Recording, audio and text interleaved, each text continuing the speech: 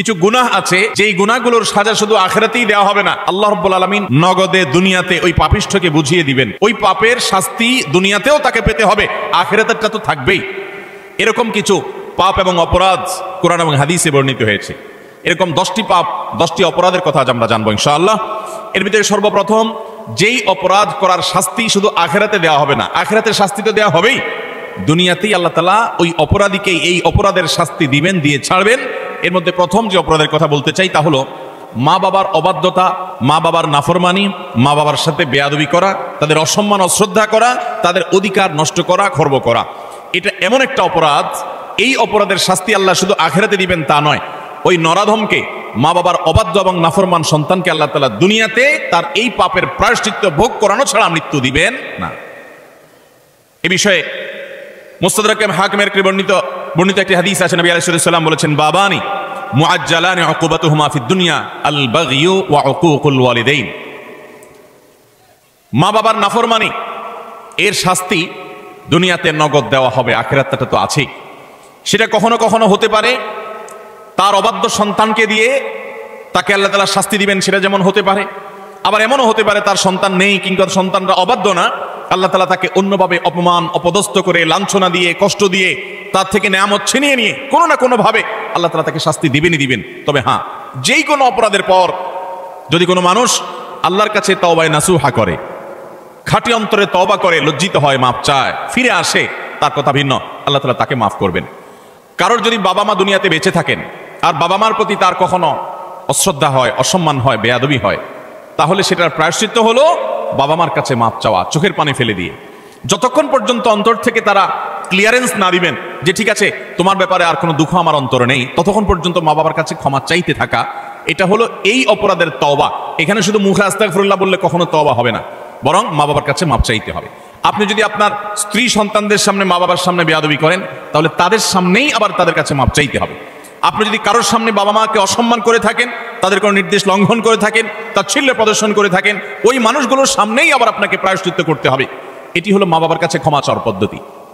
আর যারা হতভাগাদের কাতারে পড়ে গেছেন, মা বাবার দুজনেই অথবা দুজনের কোনো একজনকে হারিয়ে ফেলেছেন, এখনো পর্যন্ত তাদের সাথে কৃত অপরাধ এবং জুলুম অবিচার যেটা আল্লাহ তাআলা সহ্য করবেন না, সে অপরাধের প্রায়শ্চিত্ত আপনি করতে পারেন নাই, দুনিয়া থেকে চলে গেছেন, তারা কিভাবে প্রায়শ্চিত্ত করবেন? তাদের প্রায়শ্চিত্তের কয়েকটা ধাপ আছে। নাম্বার 1, তারা মা বাবার হয়ে আল্লাহর কাছে অনেক বেশি ইস্তেগফার এবং চোখের পানি ফেলবেন। আল্লাহ আমার বাবাকে, আমার মাকে আপনি মাফ করে দিন। নামাজ পড়ে পড়ে ভোর রাতে তাহাজ্জুদের সময়, জুমার দিন মাগরিবের আগে, আসরের পরে সূর্যাস্ত যাওয়ার সময়, গুরুত্বপূর্ণ দোয়া কবুলের কিছু সময় আছে, এই সময়গুলোতে হাত তুলে আল্লাহর কাছে চোখের পানি ফেলে মাপ চাইবেন। আল্লাহ, আমার বাবার প্রতি আমি অনেক অবিচার করেছি, আমার মায়ের প্রতি আমি অনেক অশ্রদ্ধা প্রদর্শন করেছি, যেটা আমার করা উচিত হয়নি। আল্লাহ তাআলা কোরআনে কারীমে তার ইবাদতের নির্দেশের পরেই যার কথা বলেছেন তিনি হলেন মা বাবা। রিদার রব্বি ফি রিদাল ওয়ালিদাইন ওয়া সাখাতুর রব্বি ফি সাখাতিল ওয়ালিদাইন।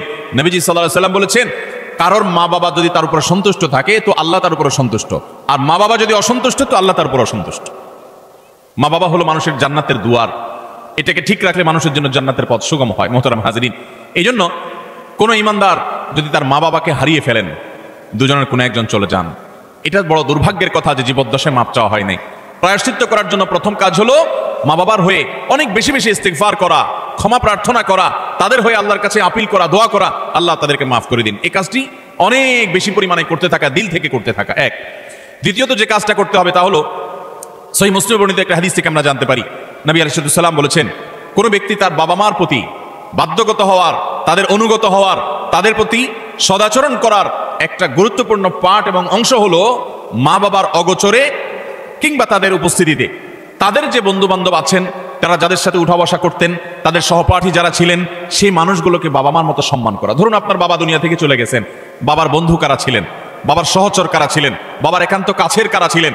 আপনার বাবা বেঁচে থাকতে আপনার ছোট ভাই বোনদেরকে অনেক আদর করতেন, আপনার বাবার অনুপস্থিতিতে আপনি তাদেরকে আদর করলেন। আপনার বাবা বেঁচে থাকতে তার নাতি নাতনিদেরকে অনেক কেয়ার করতেন, তিনি নাই, আজকে আপনি তার হয়ে সেই কাজটা করলেন। আপনার বাবা বেঁচে থাকলে তার বন্ধু বান্ধবদের সম্মান করতেন, স্নেহ করতেন, ভালোবাসা দিতেন, দাওয়াত দিয়ে খাওয়াতেন, আপনি তার অগোচরে সেই কাজটা করলেন। এভাবে আপনার বাবা মা দুনিয়া থেকে চলে যাওয়ার পরও তাদের পক্ষ থেকে এই কাজগুলো করার মাধ্যমে আপনি বিররুল ওয়ালিদাইন বা মা বাবার প্রতি সদাচরণের কাজটা আঞ্জাম দিতে পারবেন। আল্লাহ তাআলা আমাদের সবাইকে মা বাবার সদাচরণকারী, মা বাবার অনুগত সন্তান হওয়ার তৌফিক দান করেন। নবী আলাইহিস সালাম, বিভিন্ন নবী রাসূলগণ কোরআনে কারিমে তাদের বিবরণ এসেছে, তাদের সম্পর্কে আল্লাহ রাব্বুল আলামিন এই সার্টিফিকেট দিয়েছেন। তারা কখনো কখনো আল্লাহর কাছে দোয়া করেছেন যেন তারা মা বাবার প্রতি সদাচরণকারী হন। এটা খুব সহজ বিষয় না। অনেক বদমেজাজ সন্তান আছে, অনেক কুলাঙ্গার সন্তান আছে যে বাবা মার প্রতি তারা অশ্রদ্ধা প্রদর্শন করে। বাবা মা ত্রুটি করতে পারে, বিচ্ছুতি করতে পারে, তারা যদি অন্যায় করে সন্তানের প্রতি তাদেরও বিচার হবে, কিন্তু সন্তান হিসেবে আপনার চেষ্টা থাকবে বাবা মার সামনে কখনো অশ্রদ্ধা হয়, অসম্মান হয় এমন কোনো কাজ না করা। আব্দুল ইবনে আব্বাস রাদিয়াল্লাহু তাআলা বলেছেন, তুমি তোমার বাবা মায়ের সামনে যদি জামা ঝাড়া দাও, কাপড় ঝাড়া দাও, ধুলাবালি সরাও, বাবা মার সামনে এই কাপড় নাটা, এটাও বাবা মার সামনে বেয়াদবির শামিল। আল্লাহর জমিনে কারোর সামনে যদি তুমি সবচেয়ে বেশি কাচুমুচু করতে হয়, সে হলো তোমার বাবা মা। তোমার সবচেয়ে বেশি বিনয়ের হকদার যদি কেউ থাকে আল্লাহর জমিনে, তিনি হলেন তোমার বাবা মা। যার কথা তুমি অন্ধের মতো মানবে, কোরআন হাদিসের খেলাফ না হলে, তিনি হলেন তোমার বাবা মা। এই জায়গাটা আর কারোর জন্য হতে পারে না। অথচ আজকাল বেশিরভাগ যুবক, বেশিরভাগ কিশোরদেরকে দেখবেন যে আল্লাহর জমিনে যার চাইতে সবচেয়ে বেশি, যার সঙ্গে সবচেয়ে বেশি ঝাড়ি মেরে কথা বলা যায়, তারা মনে করে তিনি হলেন কে? মা। সবচেয়ে বেশি ঝাড়ি যাকে দিয়ে আমাদের আজকাল কিশোররা, যুবকরা কথা বলে, তিনি হলেন কে? হতভাগা মা। আল্লাহ রাব্বুল আলামিন আমাদেরকে মানুষ হওয়ার তৌফিক দান করুন, মুসলমান হওয়ার তৌফিক দান করুন। মা বাবার মর্ম ততক্ষণ পর্যন্ত মানুষ বোঝে না যতক্ষণ পর্যন্ত সে বাবা মা না হয়েছে। আল্লাহ তাআলা আমাদেরকে বাবা মার কদর করার তৌফিক দান করুন। তাহলে 1 নম্বরের অপরাধ পেলাম আমরা, বাবা মার প্রতি যদি কেউ অবজ্ঞা করে, অশ্রদ্ধা করে, অসম্মান করে, তাদের কথা না মেনে চলে, লঙ্ঘন করে। হ্যাঁ, তারা কোনো অন্যায় কথা বললে সেটা মানা যাবে না, ন্যায়সঙ্গত কথা বললে সেটা মানতে হবে। এই ক্ষেত্রে যদি কেউ ত্রুটি করে, বিচ্যুতি করে, বাবা মার অবাধ্য হয়, তার এই শাস্তি আল্লাহ শুধু আখিরাতেই দিবেন তা নয়, দুনিয়াতে তাকে এর জন্য প্রায়শ্চিত্ত ভোগ করতে হবে। তবে যদি সে মাফ চেয়ে এটাকে সুরাহা করে ফেলে এবং এটা ক্ষমা চেয়ে নেয়, তাহলে আল্লাহ তাআলা আশা করা যায় মাফ করবেন। নাম্বার 2, কারোর প্রতি জুলুম, কারোর প্রতি অবিচার, গায়ের জোর খাটানো, মাস্তানি গুন্ডামি করা, প্রভাব প্রতিপত্তি দেখানো, যে কাউকে দুর্বল পেয়ে তার উপরে চড়াও হওয়া, কাউকে ঠেকিয়ে ঠকিয়ে নিজের কাজ সিদ্ধ করা, এই মানুষের প্রতি জুলুম, অবিচার, এটার শাস্তি আল্লাহ তাআলা দুনিয়াতে দেন। পৃথিবীর ইতিহাসে এমন একজন জালেম দেখাতে পারবেন না যে জালেম জুলুম করেছে আর তার প্রায়শ্চিত্ত তাকে দুনিয়াতে পেতে হয়নি। পৃথিবীর ইতিহাসে সর্বপ্রথম জালেম, মানব সভ্যতার, মানব ইতিহাসের সর্বপ্রথম জালেম ছিল কাবিল, আদম আলাইহিস সালামের ছেলে কাবিল। সে জুলুম করেছে নিজের আপন ভাই হাবিলের প্রতি। আল্লাহ তাআলা তার মুখ সম্মোচন করে দিয়েছেন, তাকে অপমান অপদস্থ করেছেন, তার এই কুকর্ম আল্লাহ তাআলা ফাঁস করে দিয়েছেন। এটি ছিল আল্লাহর পক্ষ থেকে তার জন্য দুনিয়ার শাস্তি, আখিরাতের শাস্তি তো আছেই। পৃথিবীর ইতিহাসে বহু জালেম গিয়েছে, নমরুদ জুলুম করেছে, আবু জাহাল জুলুম করেছে, উতবা সাইবা জুলুম করেছে, অনেক পরাশক্তি জুলুম করেছে। আল্লাহ তাআলা তাদের প্রত্যেককে অপদস্থ করেছেন, অপমান করেছেন, তাদের মুখ সম্মোচন করেছেন, তাদের শাস্তি দিয়েছেন। তবে আল্লাহ ছাড় দেন, আল্লাহ ছাড় দেন। আল্লাহ বলেছেন ইন্নামা নুমলি লাহুম, আমি ছাড় দিয়ে রাখি, ইন্না কাইদি মাতিন। ছাড় দেওয়ার পরে যখন ধরি, সে ধরাটা হয় বড় শক্ত, সেটা থেকে বাঁচার কোনো উপায় থাকে? জুলুম এমন অপরাধ, কোন মুসলমান যদি কোনো হিন্দুর প্রতি জুলুম করে, কোন নামাজি মানুষ যদি কোনো বেনামাজির প্রতি জুলুম করে, কোন ধার্মিক মানুষ যদি কোনো অধার্মিক মানুষের প্রতি জুলুম করে, তারপরও আল্লাহ তাআলার সাহায্য ওই মাজলুমের প্রতি থাকে, হোক সে অমুসলিম, হোক সে অন্য ধর্মের মানুষ। কারণ জুলুমকে আল্লাহ কখনো সহ্য করেন। ভাইরা আমার, পশু পাখি তাদের কোনো জান্নাতও নাই, জাহান্নামও নাই। পশু পাখির কোনো জান্নাত জাহান্নাম আছে? তাদের কোনো ইবাদত বন্দেগী আছে? আল্লাহ তাআলা কিয়ামতের দিন গরু ছাগলকে জিজ্ঞাসা করবেন, তোমার যৌবনকাল কিভাবে কাটাইছো? ঘাস খায় কাটছো নাকি শুয়ে শুয়ে কাটছো? আল্লাহ জিজ্ঞাসা করবেন। জিজ্ঞাসাবাদ হবে মানুষের এবং জিনের, পশু পাখির কোনো জিজ্ঞাসাবাদ হবে?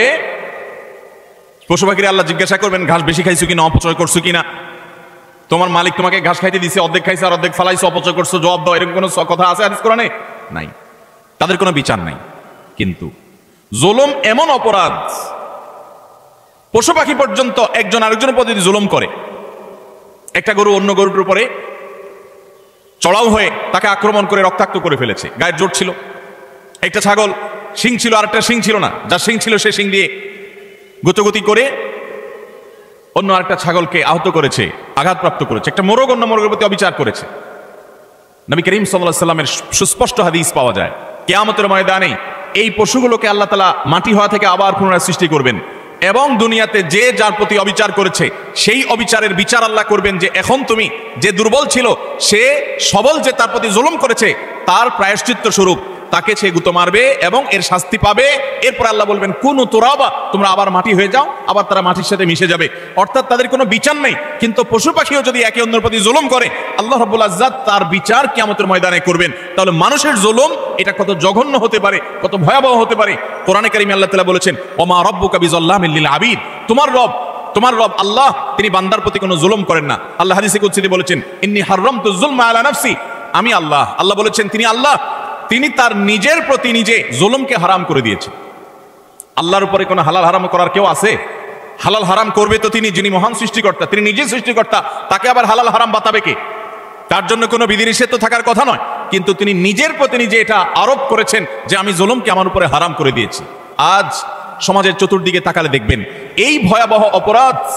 আমরা অনেকে নামাজ কালাম পড়ছি, মুখে হয়তো দাড়িও আছে, আমি হয়তো নিজেকে মুসলমান দাবিও করছি, আমি হয়তো তাসবিহ তিলাওয়াতও করছি, অথচ আমি একজন রিকশাওয়ালাকে দুর্বল পেয়ে জুলুম করছি, আমি হয়তো অধীনস্থ কর্মচারীকে দুর্বল পেয়ে জুলুম করছি, আমি হয়তো আমার চাইতে আরেকজন একটু কম ক্ষমতা সম্পন্ন তাকে পেয়ে আমি চড়াও হচ্ছি, আমি হয়তো আমার মালিক অনুপস্থিত আছে এই দুর্বলতা আমি তার সম্পদের প্রতি জুলুম করছি, তার কাজ ফাঁকি দিয়ে জুলুম করছি। এভাবে চতুর্দিকে দেখবেন জুলুমের এক মহোৎসব চলছে। আল্লাহ রাব্বুল আলামিন কোরআনে কারিমে পরিষ্কারভাবে জানিয়েছেন যে জুলুম যদি কেউ করে, এই জুলুম চুল পরিমাণও যদি করা হয়, এর বিচার আল্লাহ তাআলা করবেন। আখিরাতে শুধু বিচার হবে তা নয়, আমরা যে হাদিসটি আবু দাউদ এবং তিরমিজিতে পাই, সেই হাদিসে নবী সাল্লাল্লাহু আলাইহি ওয়াসাল্লাম বলেছেন মা মিন যামবিন আজদারু আন ইউআজ্জিলাল্লাহু লিসাহিবিহি আল উকুবা ফিদ দুনিয়া মা মা ইয়াদখিরুহু ফিল আখিরাহ মিসলাল বাগয়ি ওয়া কাতিআতির রাহিম। জুলুম এবং অবিচার যদি কেউ করে, তো এর শাস্তি আখিরাতে যা আল্লাহ রেখেছেন তা তো হবেই, দুনিয়াতে নগদ শাস্তি ভোগ করা ছাড়া মানুষ পা নাড়াতে পারবে না। একজন জালিম দেখাতে পারবেন না যে জালিম জুলুম করতে করতে হাসতে হাসতে দুনিয়া থেকে চলে গেছে, তার ভেতরে ত্রাস সৃষ্টি হয়েছে, কোনো না কোনো ভাবে আল্লাহ তাআলা তার জীবনটাকে জীবন্ত জাহান্নাম করেছেন, অথবা অপমান অপদস্থ করেছেন, বা ভেতরে ভেতরে শাস্তি দিয়েছেন। এই শাস্তি ভোগ করা ছাড়া কোনো জালিম যেতে পারে না। এই জন্য ভাইরা আমার, কারোর প্রতি যদি জুলুম হয়, বিশেষ করে আমাদের তরুণ বন্ধুদেরকে আমরা বলি যে কয়েকজন বন্ধু যখন একসাথ হন, শরীরের মধ্যে একটা ভাবসাব চলে আসে। কয়েকজন কলেজে পড়ুয়া বন্ধু, আজকাল কলেজে পড়া লাগে না, এখন কিশোর গ্যাং বাইর হয়েছে, পুস্কে পুস্কে 4-5 জন একসাথে হয়ে গেলেই মাস্তান হয়ে যায়, ঠিক না ঠিক? 4-5 জন একসাথে হলে শরীরে একটা ভাবসাব চলে আসে। একা একা যদি চায়ের দোকানে যান তো আস্তে করে খুব নরম সুরে বলেন মামু এক কাপ চা দেন। আর যখন 4-5 জন 6-7 জন একসাথে যান তো শরীরে ভাব চলে আসে। একবারে বেশি 2বার যদি ডাকা লাগে ওই টি বয়কে, ওই কর্মচারী বেচারাকে, তখন তার দিকে তেড়ে যান, শক্ত কথা বলেন, জোরে আওয়াজ করেন, ভাবখানা এমন যে আপনি কি হুনুরু হয়ে গেছেন। গাড়িতে উঠেছেন, বাসে উঠেছেন, কয়েকজন মিলে উঠেছেন, তো মনে হচ্ছে যে কিছু একটা বাসে উঠে গেছে, কোনো একটা হাইওয়ান জন্তু উঠে গেছে, এরকম একটা ভাবচক্কর, ঠিক না ঠিক? ভাইরা আমার, কয়েকজন মিলে শক্ত আছেন, একজন রিক্সাওয়ালা হয়তো 10 টাকার জায়গায় 15 টাকা চাইছে, 1 টাকাও দিলেন না, পুরো টাকা না দিয়ে চলে গেছেন, বেচারা ফেলফেল করে চেয়ে আছে, কিছু বলার ক্ষমতা নাই। মনে রাখবেন এর সবগুলো আল্লাহর খাতায় লেখা হচ্ছে। একটি পাপ এমন নাই, একটি জুলুম নাই যে জুলুম আল্লাহর খাতায় লেখা হচ্ছে না। নবী করিম সাল্লাল্লাহু আলাইহি ওয়াসাল্লাম সেজন্য বলেছেন সেদিন আসার আগে নিজেদের এই সকল মামলাগুলোকে নিষ্পত্তি করে ফেলো, মানুষের অধিকারগুলো দিয়ে ফেলো, যাদের প্রতি জুলুম করেছো মাপ চেয়ে সেগুলোকে ক্ষমা চেয়ে সবগুলোকে চূড়ান্তভাবে নিষ্পত্তি করে ফেলো। যেদিন এগুলোর বিচার যখন আল্লাহ শুরু করবেন তখন কাউকে ছাড় দিবেন না। নবী সাল্লাল্লাহু আলাইহি ওয়াসাল্লাম বলেছেন আতাদরুনা মানিল মুফলিস, তোমরা কি জানো সবচেয়ে বড় ভিখারি কে, অভাবী কে? সাহাবীরা বলেছেন আল মুফলিসু ফিনা মান লা দিনারাহু ওয়া লা দিরহামা, হে আল্লাহর রাসূল আমাদের মধ্যে যার টাকা পয়সা নাই সেই তো অভাবী আমরা জানি। নবীজি সাল্লাল্লাহু আলাইহি ওয়াসাল্লাম বলেছেন আরে সেই অভাবী আসল অভাবী না, আসল অভাবীর পরিচয় তাহলে শুনো। একটা লোক দুনিয়াতে অনেক কোরআন তেলাওয়াত করেছে, অনেক তাসবিহ জপেছে, অনেক হজ উমরা করেছে, অনেক বেশি ইবাদত বন্দেগী করেছে, অনেক নফল নামাজ পড়েছে, নফল রোজা রেখেছে, অনেক দান সাদাকা করেছে, অনেক ভালো কথা মানুষকে শুনিয়েছে, অনেক মাহফিলে সে গিয়েছে, অনেক ভালো কাজে সহযোগিতা করেছে, হাজী সাহেব গাজী সাহেব হয়েছে, সবই ঠিক আছে। কিন্তু এত বিশাল পরিমাণ আমলের পাহাড় নিয়ে আল্লাহর কাছে তিনি হাজির হয়েছেন, তার আশা এত আমল করে আসছি জান্নাত আমার ঠেকাবে কে? কিন্তু দেখা গেল দুনিয়াতে তার জীবদ্দশায়, কৈশোর বয়সে, যৌবনে, প্রাপ্ত বয়স্কে, বৃদ্ধ বয়স্কে বিভিন্ন পর্যায়ে এসে সে কখনো কাউর প্রতি অত্যাচার করেছে, অবিচার করেছে, কাউকে ঘাট ধাক্কা দিয়েছে, কাউকে একটা ঘুষি দিয়েছে, কাউকে একটা গালি দিয়েছে, কাউর প্রতি অবিচার করেছে, কারোর প্রতি জুলুম করেছে, কখনো কাজের বুয়ার প্রতি করেছে, কখনো ড্রাইভারের প্রতি করেছে, কখনো অধীনস্থের প্রতি করেছে, কখনো আপন ভাইয়ের প্রতি করেছে, কখনো আপন বোনের প্রতি করেছে, কখনো নিজের স্ত্রীর প্রতি করেছে, কখনো হয়তো সন্তানের প্রতি করেছে, নানামুখী মানুষের প্রতি জুলুম করেছে। এই জুলুমগুলোর যাদের প্রতি করা হয়েছে কিয়ামতের ময়দানে এই লোক যখন আমলের পাহাড় নিয়ে জান্নাতে যাওয়ার জন্য মুছে তাও দিবে, সমস্ত পাওনাদার হাজির হয়ে আল্লাহর কাছে বলবে আল্লাহ এই ব্যক্তি যে আজ জান্নাতে যাওয়ার জন্য প্রস্তুতি গ্রহণ করছে, এই লোক সে আমাদের অধিকার নষ্ট করেছে, আমাকে একটি আঘাত করেছে, আমি দুর্বল ছিলাম, হয়তো রিকশাওয়ালা কিছু বলতে পারি নাই, আপনি তো আহকামুল হাকিমিন, আজ বিচার দিবসেতে বিচার হবে, দুনিয়াতে আমি বিচার পাই নাই, আজকে আমি বিচার চাই। আল্লাহ তাআলা তখন ওই ব্যক্তিকে আল্লাহ রাব্বুল আলামিন তখন বলবেন, এখন বিচার হলো, তুমি যে আমলের পাহাড় নিয়ে এসেছো সেখান থেকে কিছু আমল সওয়াব তাকে দিয়ে দাও, কিছু সওয়াব তাকে দিয়ে দাও, তোমার কাজের প্রায়শ্চিত্ত হবে। তাকে আল্লাহ তাআলা বিদায় করবেন, নিষ্পত্তি করবেন। আরেকজন হাজির। এভাবে একে একে যত পাওনাদার তার কাছে হবে, সমস্ত পাওনাদারদের পাওনা দিতে দিতে তার আমল যা নিয়ে এসেছে এই আমলের সকল সওয়াব ফুরিয়ে যাবে, শেষ। কিন্তু পাওনাদার তখনও আছে। এবার পাওনাদারদের পাওনা নিষ্পত্তি করবার জন্য আল্লাহ তাআলা পাওনাদারদের পাপের বোঝা তার মাথায় একটু একটু করে তার অপরাধের অনুপাত হারে আল্লাহ তাআলা দিতে দিতে পাপের বোঝা মাথায় নিয়ে, আমল তো সওয়াব তো এর আগেই শেষ পাওনাদারকে দিয়ে, এবার পাওনাদারদের পাপের বোঝা মাথায় নিয়ে সে জাহান্নামে নিক্ষিপ্ত হবে। নবী সাল্লাল্লাহু আলাইহি ওয়াসাল্লাম বলেছেন, ওই লোকের মতো ভিখারি, তার মতো অসহায়, তার মতো অভাবী, তার মতো কপাল পোড়া আল্লাহর জমিনে আর কেউ হবে না। সেই অভাব যেন আমাদের না হয়। এজন্য ভাইরা আমার, দুনিয়ার জীবনে আমার কারোর প্রতি যেন কোনো জুলুম না হয়, কোনো অবিচার না হয়, গায়ের জোর যেন আমি না দেখাই। আল্লাহ যেন আমাকে মনুষ্যত্ব এটা যেন আমার মধ্যে অর্জন করতে পারে। বিশেষ করে তরুণ এবং কিশোর বন্ধুরা, বয়সের কিছু পাগলামো আছে, বয়সের কারণে শরীরে কিছু গরম ভাব আসে, খবরদার। কারোর প্রতি যদি কখনো রাগ করেও ফেলেন, অবিচার করেও ফেলেন, শয়তানের প্ররোচনায় পড়ে সাথে সাথে তার কাছে মাপ চেয়ে নেবেন, নিষ্পত্তি করে ফেলবেন, এটা রেখে দিবেন না। কারণ আল্লাহর খাতায় প্রত্যেকটা অপরাধ লিপিবদ্ধ হবে। এটা তো আখিরাতের কথা। আজ আমরা যেটি বলছি তা হলো নবী করিম সাল্লাল্লাহু আলাইহি ওয়াসাল্লাম বলেছেন, আখিরাতের যে শাস্তির কথাটা তো আছেই, কিন্তু কারোর প্রতি যদি কেউ জুলুম করে, দুনিয়াতে আল্লাহ রাব্বুল আলামিন তাকে সেই জুলুমের শাস্তি, প্রায়শ্চিত্ত তাকে দিবেন, এর মুখোমুখি তাকে হতেই হবে। আল্লাহ তাআলা আমাদেরকে জুলুমের মতো এই পাপ অপরাধ থেকে বেঁচে থাকার তৌফিক দান করুন। 3 এবং 4 এবং 5 এই তিনটি আরেকটি হাদিসে এসেছে। 3 নম্বর হলো আত্মীয়তার সম্পর্ক ছিন্ন করা, 4 নম্বর হলো কথায় কথায় মিথ্যা কথা বলা, এবং 5 নম্বর হলো আমানতের খেয়ানত করা। কেউ টাকা রেখেছে, আপনি মেরে দিলেন, কারোর কাছ থেকে বাকি নিয়েছেন, আর ওই লোকের চেহারাও মারালেন না, সামনেও গেলেন না, কারোর কাছ থেকে হাওলাত নিয়েছেন, এরপর তার মোবাইল নম্বরই ব্লক করে ফেললেন। কেউ আপনাকে কোনো কথা বলছে কারোর কাছে না বলতে আপনি সবার কাছে বলে বেড়ালেন, কারোর কোনো গোপন তথ্য আছে এটা ফাঁস করে দিলেন। এরকম যত প্রকার আমানতের খেয়ানত আছে, এই সবগুলোর কারণে আল্লাহ তাআলা দুনিয়াতে নগদ শাস্তি দিবেন। তাহলে 3 নম্বর হলো আত্মীয়তার সম্পর্ক ছিন্ন করা, 4 নম্বর হলো মিথ্যা, 5 নম্বর হলো খেয়ানত, আমানত নষ্ট করা। এই কয়েকটা পয়েন্ট একসাথে তাবরানীতে বর্ণিত হয়েছে। নবী সাল্লাল্লাহু আলাইহি ওয়াসাল্লাম বলেছেন যে কয়েকটা অপরাধ আছে, এগুলোর শাস্তি আখিরাতে হওয়ার পাশাপাশি দুনিয়াতে হওয়াটা অধিকতর উপযুক্ত হবেই হবে, এর কোনো বিকল্প নাই, ব্যর্থ নাই। আল্লাহ তাআলা এটি করবেনই। তার ভিতরে একটা হলো আত্মীয়তার সম্পর্ক ছিন্ন করা। অনেক মানুষ আছেন নিজের আপন ভাইয়ের সাথে সম্পর্ক ভালো নাই, বোনের সাথে সম্পর্ক ভালো নাই, কোনো যুক্তি খাটবে না। আপনার ভাই খারাপ এই যুক্তি দিবেন, বোন খারাপ সে যুক্তি না, সে খারাপ আপনি তো খারাপ হবেন না, আপনাকে তো ভালো হতে হবে। আপনি নিজে থেকে তার প্রতি সদাচরণ করার চেষ্টা করবেন, আপনি তার সাথে নিজে থেকে উইলিংলি মিশতে যাবেন, তার কল্যাণ চাইবেন, তার জন্য দোয়া করবেন। হ্যাঁ, তার সাথে মিশতে গেলে সে ক্ষতি করে, সে মামলা মোকদ্দমা করে, সে শত্রুতা করে, তাহলে ভিন্ন কথা, আপনি যান বাঁচানোর জন্য দূরে থাকতে পারবেন। কিন্তু আত্মীয়তার সম্পর্ক রক্ষা করা সুন্নত না নফল? আত্মীয়তার সম্পর্ক রক্ষা করা কি নফল কাজ না সুন্নত কাজ? ফরজ। 5 ওয়াক্ত নামাজ পড়া যেরকম ফরজ, রমজানের রোজা রাখা যেরকম ফরজ, আত্মীয়তার সম্পর্ক রক্ষা করাটাও কি? অনেক মুসলমান এটা জানেন না। আপনার ভাই বোন, তার সাথে আপনার সুসম্পর্ক বজায় রাখতে হবে। আত্মীয়ের তালিকায় রক্ত সম্পর্কীয় যাদের সাথে আপনার ব্লাডের কানেকশন আছে, এই রক্ত সম্পর্কীয় আত্মীয়দের মধ্যে সবচেয়ে অবহেলিত আত্মীয়ের নাম হলো ফুফু। সবচেয়ে অবহেলিত আত্মীয়ের নাম কি? ফুফু। কজন বলতে পারবেন যে ফুফুর সাথে নিয়মিত যোগাযোগ করেন? যাদের ফুফু আছে কজন যোগাযোগ বলতে পারবেন? অল্প কয়েকটা হাত উঠছে। বেশিরভাগ মানুষ ফুফুদের সাথে কোনো সুসম্পর্ক নাই। হ্যাঁ, কোনো কোনো ক্ষেত্রে ফুফুরাও অমানুষের মতো ভাতিজার প্রতি, ভাতিজিদের প্রতি আচরণ করে, আছে কিছু বিচ্ছিন্ন ঘটনা, কিন্তু তারপরও ভাতিজা হিসাবে আপনার চেষ্টা থাকবে যে আমার বাবার বোন, আমাদের শরীরের রক্ত একই রক্ত, অতএব তার প্রতি আমার অধিকার, তার প্রতি আমার কর্তব্য আছে, তার প্রতি আমার দায়িত্ব আছে। সেই দায়িত্ববোধ থেকে অন্তত সুসম্পর্ক বজায় রাখা, খোঁজ খবর নেওয়া। আজকাল মোবাইলের যুগে খোঁজ খবর নেওয়া খুব সহজ, কিন্তু মুশকিল হলো সোশ্যাল মিডিয়া নামে যে সমস্ত নেটওয়ার্ক, যে সমস্ত অ্যাপ, যে সমস্ত সুযোগ সুবিধা আমাদের কাছে আসছে আজ, এগুলো আমাদের সবচেয়ে বেশি আনসোশ্যাল করে দিয়েছে। এই সোশ্যাল মিডিয়া আমাদের এক একজনের 5000 করে বন্ধু তালিকায় আছে, অনেকের এই 5000 ফুল। 5000 বন্ধুর হক আদায় করতে করতে নিজের রক্ত সম্পর্কে আত্মীয়দের সাথে 6 মাসে একবার ফোনে কথা বলার টাইমও আমরা পাই না, ঠিক কিনা বলেন ভাইরা আমার? আপনার এই ফেক বন্ধু, কাগজে বন্ধু, ফেসবুকীয় বন্ধু, কোরআন এবং হাদিসের আলোকে এদের কোনো হক আপনার কাছে সে অর্থে, অথচ বন্ধু আপনার পোস্টে লাইক মারছে, আপনি পাল্টা লাইক না মানলে বন্ধু নাখুশ হয়ে যায়। এই জন্য ঘুরে ঘুরে তার ওয়ালে গিয়ে লাইক মারা লাগে। বন্ধু আপনার পোস্টে কমেন্ট করছে, আপনি কমেন্ট না করলে, রিপ্লাই না দিলে সে নাখুশ হয়ে জন্য রিপ্লাই দেওয়া লাগে, মেসেঞ্জারে নক করছে রিপ্লাই দেওয়া লাগে। এই 5000 এই সমস্ত কাগজে বন্ধু আর ফেসবুকীয় বন্ধুর হক আদায় করতে গিয়ে আসল আপন যারা, তাদেরকে আজকাল আমরা ভুলে গেছি। আল্লাহ তাআলা আমাদেরকে আত্মীয় স্বজনের হক আদায় করার তৌফিক দান করুন। আপনি আপনার রক্ত সম্পর্কীয় আত্মীয়দের সাথে খোঁজ খবর রাখতে হবে। আপনার খালা আপনার রক্ত সম্পর্কীয় আত্মীয়, আপনার মামা আপনার রক্ত সম্পর্কীয় আত্মীয়, আপনার চাচা আপনার রক্ত সম্পর্কীয় আত্মীয়। আমাদের সমাজে দেখবেন যে চাচা এবং ফুফু, তাদের সাথে একসাথে থাকার কারণে জমিজমার ব্যাপার স্যাপার থাকার কারণে অনেক সময় বুঝের অমিল হয়, গন্ডগোল হয়, মামলা কদম পর্যন্ত জড়ায়, মনোমালিন্য হয়, কিন্তু তারপরও দিন শেষে তারা আপনার রক্ত সম্পর্কীয় আত্মীয়। আপনি একজন মুসলমান হিসেবে তাদের সাথে সম্পর্ক ছিন্ন কখনো করতে পারবেন না, কোনো যুক্তিতে না। হ্যাঁ, সে আপনার ক্ষতি করছে, বাধ্য হয়ে আপনি ছিন্ন করতে হচ্ছে বা দূরে থাকতে হচ্ছে, ভিন্ন কথা। এছাড়া অন্য কোনো যুক্তিতে আপনি আত্মীয়তার সম্পর্ক ছিন্ন করতে পারবেন না। অনেক লোক বলে আমার আত্মীয়, সে তো আমার খোঁজ খবর নেয় না, আমি একা নেওয়া লাগে। হ্যাঁ, আপনি একা নিবেন, আপনি আল্লাহর কাছে সওয়াব পাবেন। সে নিচ্ছে না, সে দায়ী হবে, অপরাধী হবে। সে নিচ্ছে না, এই যুক্তিতে আপনি তাকে ছিন্ন করার অধিকার। আল্লাহ তাআলা আমাদেরকে আত্মীয়তার সম্পর্ক রক্ষা করার তৌফিক দান করুক।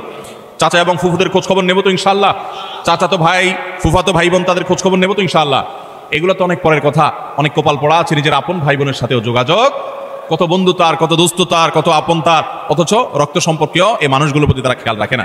নবী করিম সাল্লাল্লাহু আলাইহি ওয়াসাল্লাম বলেছেন, আল্লাহ রাব্বুল আলামিন হাদিসে কুদসিতে বলেছেন যে ব্যক্তি আত্মীয়তার সম্পর্ককে রক্ষা করবে, সংযুক্ত করবে, তাদের সাথে কানেক্টেড থাকবে, আল্লাহ তাআলা ওই ব্যক্তির সাথে কানেক্টেড থাকবেন। আর যে ব্যক্তি আত্মীয়তার সম্পর্কের সাথে সম্পর্ক ছিন্ন করে ফেলবে, আত্মীয়র সাথে সম্পর্ক ছিন্ন করবে, রাখবে না, আল্লাহ তাআলা বলেছেন কাতাআহুল্লাহ, আল্লাহ তাআলা তার সাথে সম্পর্ক ছিন্ন করে ফেলবেন। এবং লা ইয়াদখুলুল জান্নাতা কাতি', আত্মীয়তার সম্পর্ক ছিন্নকারী জান্নাতে প্রবেশ করবে। কোনো যুক্তিতে আত্মীয়তার সম্পর্ক আপনি ছিন্ন করতে পারেন না। রাগ করে 3 দিন অভিমান করতে পারেন, এর বেশি না। আল্লাহ আমাদেরকে এই অপরাধটি থেকে বেঁচে থাকার তৌফিক দান করুন। আত্মীয়তার সম্পর্ক রক্ষা করলে ওই ব্যক্তিকে আল্লাহ তাআলা দুনিয়াতে নগদ শাস্তি দিয়ে থাকেন, আখিরাতের শাস্তির পাশাপাশি। আর 4 নম্বর হলো মিথ্যা, কথায় কথায় মিথ্যা, সবার সাথে মিথ্যা, তার জীবনটা মিথ্যার উপরে। এই মিথ্যাবাদীদের উপর আল্লাহ বলেছেন যে লানাতুল্লাহি আলাল কাযিবিন, আল্লাহর লানত, আল্লাহর অভিশাপ এবং আল্লাহর গজব নাজিল হয় মিথ্যাবাদীদের উপরে।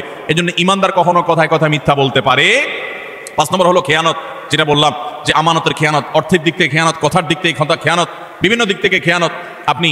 আপনি কারোর কোনো কিছু নকল করলেন। ফেসবুকে আজকাল যে খেয়ানত হয় সেটা হলো একজনের লেখা কপি করে এনে আপনার ওয়ালে সুন্দর করে পোস্ট করে দিলেন, সবাই আপনাকে বাহবা দিল, ভাই মাশাআল্লাহ আপনি তো সুন্দর লেখেন, দেখা যায় আসলে আপনি এটা চুরি করে আনছেন আরেকজনেরটা।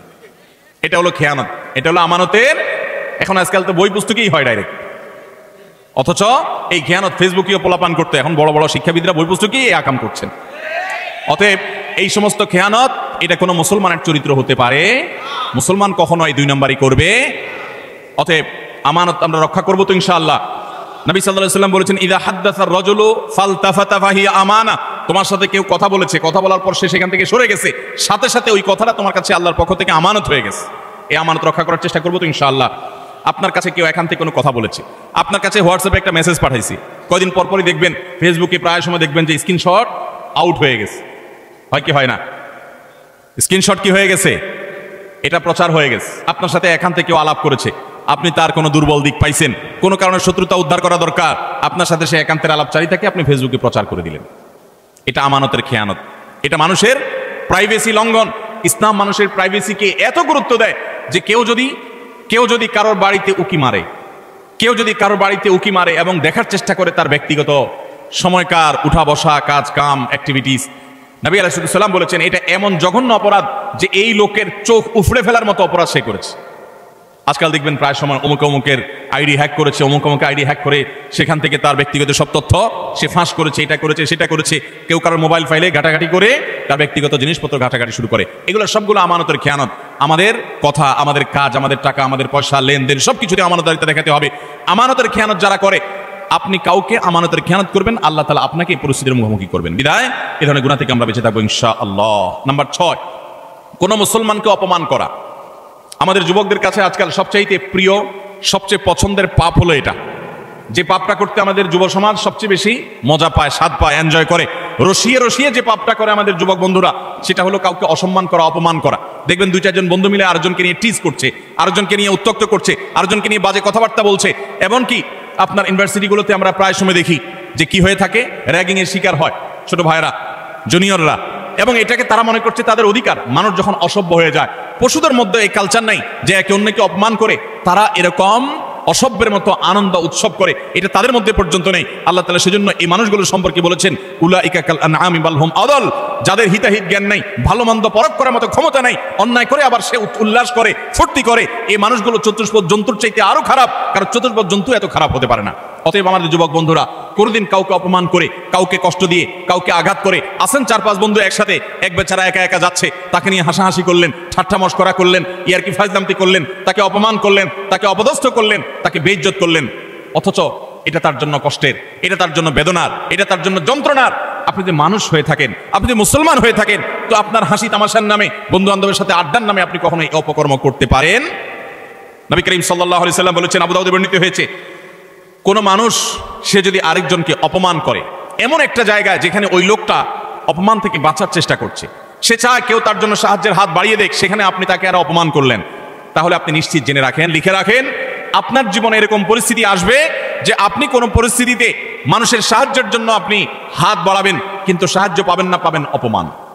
কারণ মানুষকে অপমান করলে তার শাস্তি আল্লাহ তাআলা দুনিয়াতে নগদ দিয়ে থাকে। আল্লাহ তাআলা এই অপরাধ থেকে, এই গুনাহ থেকে আমাদেরকে বেঁচে থাকার তৌফিক দান করুন। ভাইরা আমার, ভালো মুসলমান হওয়ার জন্য ভালো মানুষ হতে হবে। আপনি কয়েক বন্ধু মিলে একসাথে হাসি ফুর্তি করতে পারেন, আনন্দ তামাশা করতে পারেন, খেলাধুলা করতে পারেন, ক্রীড়া কৌতুক করতে পারেন, শরিয়ার সীমানায় থেকে আপনি সেটা করতে গিয়ে কাউকে নিয়ে আপনি হাসাহাসি করতে পারেন। একটা মেয়ে হাঁটে হেঁটে যাচ্ছে, আপনি দেখে ওই মেয়েটাকে শুনিয়ে শুনিয়ে এমন কথা বললেন যে কথা শুনে মেয়েটার মানসিকভাবে আঘাতপ্রাপ্ত হচ্ছে, আপনি তাকে অপদস্থ করছেন, নোংরা কথা বলছেন। যুবকদের মধ্যে এই রোগ আছে না নাই? জনে জনে ঘরে ঘরে আজকে এই রোগ ভরে গেছে। ভাইরা আমার, আল্লাহ আপনাকে বিবেক দিয়েছেন, আপনি আনন্দ অবশ্যই করতে পারেন, আপনি অবশ্যই কৌতুক করবেন, আপনি অবশ্যই ক্রীড়া করবেন, আপনি অবশ্যই রসিকতা করবেন, বন্ধুদের সাথে মজা করবেন, কিন্তু আপনার মজা আরেকটা মানুষের কষ্টের কারণ, আপনার মজা আরেকটা মানুষের অপমানের কারণ হতে পারে না। আপনার বিবেককে জিজ্ঞাসা করুন, কোনো পশু এত নিচে নামে না। আল্লাহ তাআলা আমাদের যুবকদেরকে সঠিক এবং সুন্দর পথে চলার তৌফিক দান করুন।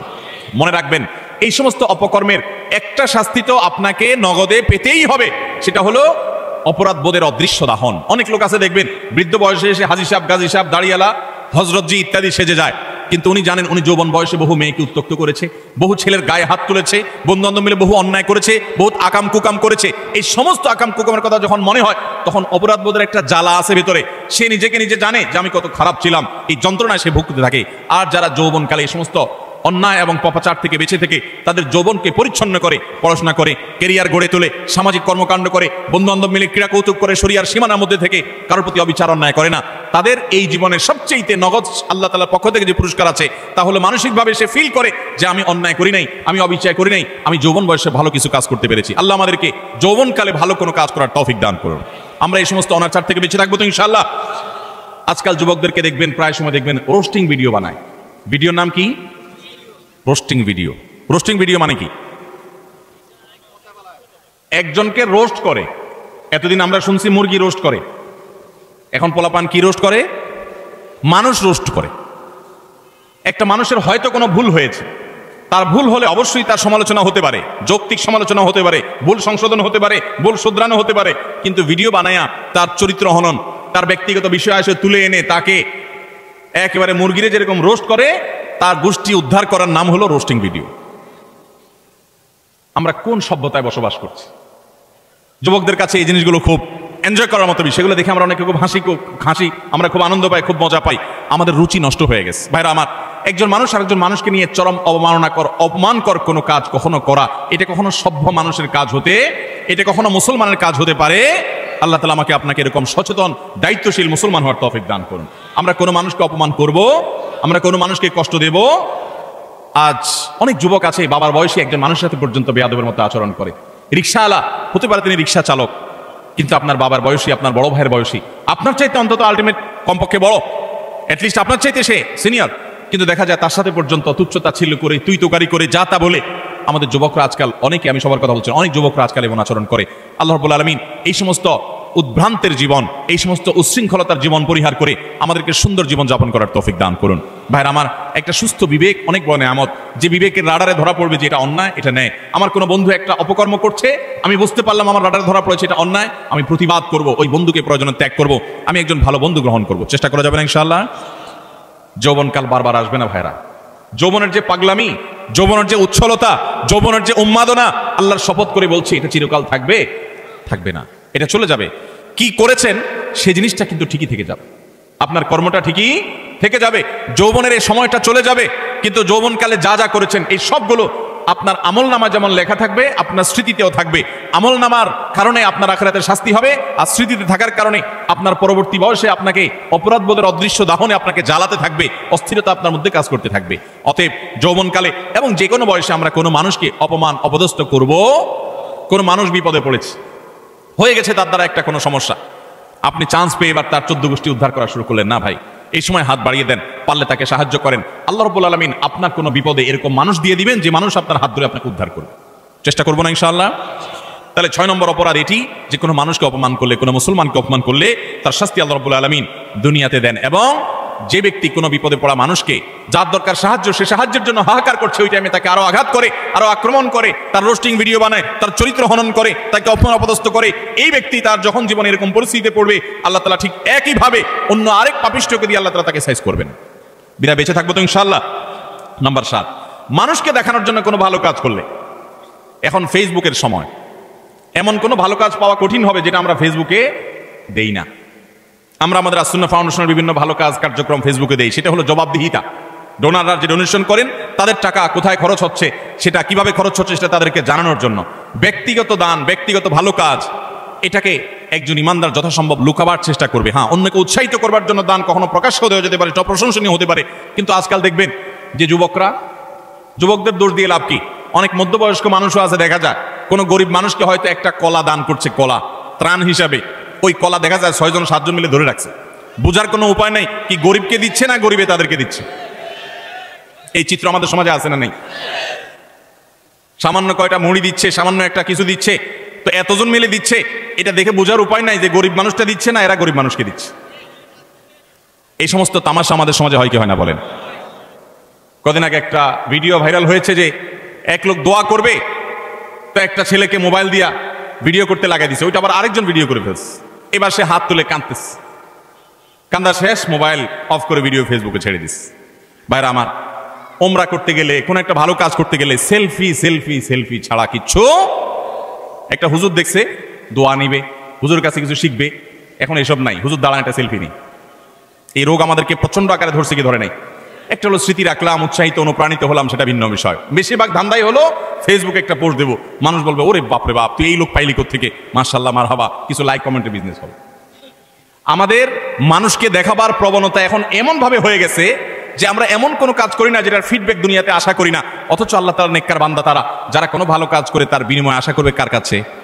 আল্লাহর কাছে। আল্লাহ তাআলা আমাদেরকে সেরকম নিষ্ঠাবান মানুষ হওয়ার তৌফিক দান করুন। নবী আলাইহিস সালাম বলেছেন মুসনাদ আহমদের হাদিসে, মান সাম্মা আন-নাস বিআমালিহি সাম্মা আল্লাহু বিহি, যে ব্যক্তি কোনো ভালো কাজ করে গল্প দিয়ে বেড়াবে শুধুমাত্র মানুষের কাছে, লোক শোনানো, লোক দেখানো কাজ করবে, আল্লাহ রাব্বুল আলামিন ওই ব্যক্তিকে এই কাজের প্রায়শ্চিত্ত দুনিয়াতেই দিবেন এবং তার শাস্তি দুনিয়াতেই হবে। আল্লাহ তাআলা আমাদেরকে এই লৌকিকতা, মানুষকে দেখাবার জন্য ভালো কাজ করার এই বদ অভ্যাস পরিহার করার তৌফিক দান করুন। নাম্বার 8, যদি কেউ নেয়ামতের নাশুকরি করে, আল্লাহ কোন নেয়ামত দিয়েছেন সেটার নাশুকরি করেছে, এই ব্যক্তিকে আল্লাহ তাআলা নগদ শাস্তি দিবেন। সূরা নাহল 128 নম্বরে আল্লাহ তাআলা বলেছেন, ওয়াদারাবাল্লাহু মাসালান কারিয়াতান কানাত আমিনাতান মুতমাইন্নাহ, একটা জনপদের মানুষ, তারা নিরাপদে ছিল, সুখে শান্তিতে ছিল, আল্লাহ তাআলা তাদেরকে নিরাপদে রেখেছেন, ভালো রেখেছেন। ইয়াতিহা রিজকুহা মিন কুল্লি মাকান, প্রত্যেকটা জায়গা থেকে আল্লাহর পক্ষ থেকে রিজিক আসতো। ফাকাফারাত বিআনউমিল্লাহ, তারা আল্লাহর নিয়ামতকে অস্বীকার করে বলেছে, নাশুকরি করেছে। ফাযাকাহা আল্লাহু লিবাসাল জুই ওয়াল খাউফি বিমা কানু ইয়াসনাউন, তাদের এই নাশুকরির কারণে আল্লাহ তাআলা তাদেরকে আল্লাহ রাব্বুল আলামিন দুর্ভিক্ষ, অভাব অনটন, আশঙ্কা এবং ভয়ের শাস্তি দুনিয়াতে দিয়েছেন, আখিরাতে তো বটে। অনেক মানুষ আছে দেখবেন নাশুকরি করে, আপনি অনেক উপকার করেছেন, বলবেন না আমি কিছুই তো পাই নাই, আমি নিজে নিজে করেছি। এই নাশুকর ঠিকই এক সময় বিপর্যস্ত হবে এবং বিপদগ্রস্ত হবে, এবং যেই নিয়ামত পেয়ে সে নাশুকরি করেছে, এই নিয়ামত আল্লাহ তার কাছ থেকে ছিনিয়ে নিবেন, আজ হোক আর 2 দিন পরে হোক। বিধায় এই ধরনের গুনাহ থেকে আমরা বেঁচে থাকবো তো ইনশাআল্লাহ। অনেক মানুষ আছে দেখবেন আল্লাহর শুকর খুব আদায় করে, মানুষের শুকর আদায় করে না, আছে না নাই? অনেক লোক আছে ঢাকা শহরে আসার সময় লঞ্চের ভাড়া, বাসের ভাড়াটাও ছিল না, ঝুলে চলে আসছে। এরপর আল্লাহ তাআলা তাকে এমন সম্পদ দেওয়া দিয়েছেন, যেভাবে হোক সে এমন সম্পদ কামাইছে, 2-4টা বাড়ির মালিকও হয়ে গেছে, আছে না এরকম অনেক মানুষ। কিন্তু ঘন ঘন দেখবেন আল্লাহর শুকর আদায় করে যে আল্লাহ আমাকে সব দিছে। ঠিক আছে, আল্লাহই তো দিছে, কিন্তু আল্লাহর কিছু বান্দাদের ভূমিকা ছিল কি ছিল না, তাদের নাম মুখে নিতে রাজি না, নিলে তো ছোট হয়ে যাবে, আছে না এরকম চরিত্রের মানুষ। কোন অর্জন হলে সব ক্রেডিট আল্লাহরে দেয়, এটা ভালো, কিন্তু আল্লাহকে শুধু দিলে হবে না। কোনো বান্দা যদি আপনাকে উপকার করে, আপনাকে এই পর্যন্ত আসতে সহযোগিতা করে, তো তার কৃতজ্ঞতাও আপনাকে আদায় করতে। নবী আলাইহিস সালাম বলেছেন, মাল্লাম ইয়াশকুরিন নাস লাম ইয়াশকুরিল্লাহ, যে মানুষের কৃতজ্ঞতা আদায় করে না, অকৃতজ্ঞ হয়, সে আল্লাহর প্রতি অকৃতজ্ঞ, সে আল্লাহর কৃতজ্ঞতা আদায় করার কোনো মূল্য হতে। বিধায় মানুষের কৃতজ্ঞতা আদায় করবো তো ইনশাআল্লাহ। যে যতটুকু আমার উপকার করেছে, যার দ্বারা যতটুকু অর্জিত হয়েছে, এটাকে অকপটে স্বীকার করার মতো মানসিকতা থাকতে হবে। ইমানদার কখনো অকৃতজ্ঞ, নাশকর হতে পারে, এই নাশকরির শাস্তি আল্লাহ তাআলা দুনিয়াতে দিয়ে থাকেন। ঠিক একইভাবে 9 নম্বরের যে অপরাধ, তা হলো ব্যবসায় ফাঁকি দেওয়া। এমন ব্যবসায়ী এখন পাওয়া সোনার হরিণ হয়ে গেছে, যেই ব্যবসায়ী সত্য কথা বলে, দুই নম্বরই কথা বলে না, চিটারি বাটপারি করে না। আপনি ঢাকা শহরের কোন দোকানে কোন মার্কেটে যাবেন, আল্লাহর কিছু নেককার বান্দা আছে সেটা হাতে গোনা, বেশিরভাগ দোকানে যাবেন 100 টাকা কেনা ভাই, আল্লাহর কিরা রাসূলের কিরা ভাই, যদিও রাসূলের কিরা হয় না, শিরক। এরকম নানা কিরা বলে নানা কসম করে বলবে 100 টাকা কিনা, এরপরে মূলামূলি করার পর দেখা যায় 50 টাকা দিয়ে দিস। আছে না নাই? গতকালকে চট্টগ্রামের মাহফিলে একজন একটা প্রশ্ন লিখে দিস, বলে ভাই দোকানে মিথ্যা কথা বলতে বলতে অনেক সময় দেখা যায় একটা কাস্টমারের সাথে সত্য বলবো নিয়ত করছি, তবুও মুখ দিয়ে মিথ্যাটাই চলে আস। নিজের বউ দোকানে গেছে, যা জিজ্ঞাসা করছে তোমার এটা কত কিনা পড়ছে, ওইটাও বলে আল্লাহর কিরা এত টাকা, মিথ্যা কথা। পরে বলে ও সরি থুকু, তুমি তো কাস্টমার না, ঘরের বউ। মিথ্যা বলতে বলতে অনেক দোকানদার আছে এটা বিল্ট-ইন হয়ে গেছে, অভ্যাসটা এমন হয়ে গেছে, এটা তার শরীরের, এটা তার অঙ্গের, এটা তার অস্তিত্বের সাথে মিশে গেছে। ঠিক না ঠিক ভাইরা আমার? কয় টাকা কামাই করবেন মিথ্যা কথা বলে? মিথ্যা কথা বলে যে টাকা কামাই করবেন এগুলো দুনিয়া থেকে নিয়ে যেতে পারবেন? কাফনের কাপড়ে পকেট আছে? পকেটও নাই, নিয়ে যেতেও পারবেন? যাদের জন্য মিথ্যা কথা বলছেন, ছেলে সন্তান স্ত্রী পরিবারের লোকজন, আপনি দুনিয়া থেকে যাওয়ার পর কিয়ামতের ময়দানে যখন ফেরেশতারা মুকুট দেওয়ার জন্য ধরবে, যখন শাস্তি শুরু হওয়ার পরিকল্পনা হবে, তখন আপনার ছেলে মেয়েরা যায় বলবে আল্লাহ আমার আব্বাকে কিছু বলিয়েন না, উনি যত 2 নম্বরে চিটারি বাটপারি করে ঢাকা শহরে বাড়ি গাড়ি করছে এগুলো সব আমাদের জন্য করছে, ওনার একার জন্য করে নাই, অতএব শাস্তি আমাদেরকে দেন, ওনাকে ছেড়ে দেন। বলবে? আল্লাহ কোরআনে উল্টাটা বলেছেন, ইয়াউমা ইয়াফিরুল মারউ মিন আখিহি ওয়া উম্মিহি ওয়া আবিহি ওয়া সাহিবাতিহি ওয়া বানি। সেদিন মানুষ বাপকে দেখে সন্তান আরেক দিকে পালাবে, যে বাপ দেখা হলে যদি আমাকে আটকায়, যে তোদের জন্য অনেক কিছু করছি, আজকে আমি ফাঁসে গেছি।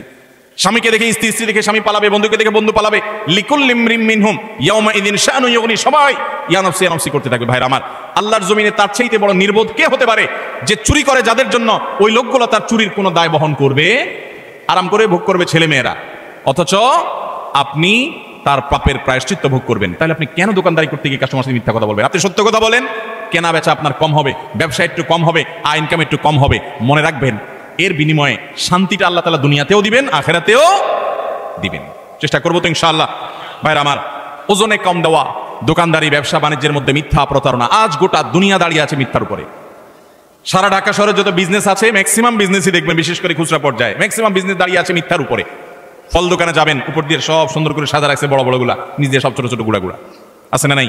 পোকা খাগুলো সব সরা রাখছে, উপর দিয়ে ভালোগুলো দিয়ে রাখছে। নবী করিম সাল্লাল্লাহু আলাইহি ওয়াসাল্লাম একবার বাজারে গেলেন, গিয়ে দেখলেন যে এক লোক গমের স্তূপ নিয়ে বসে আছে, গম বিক্রি করছে।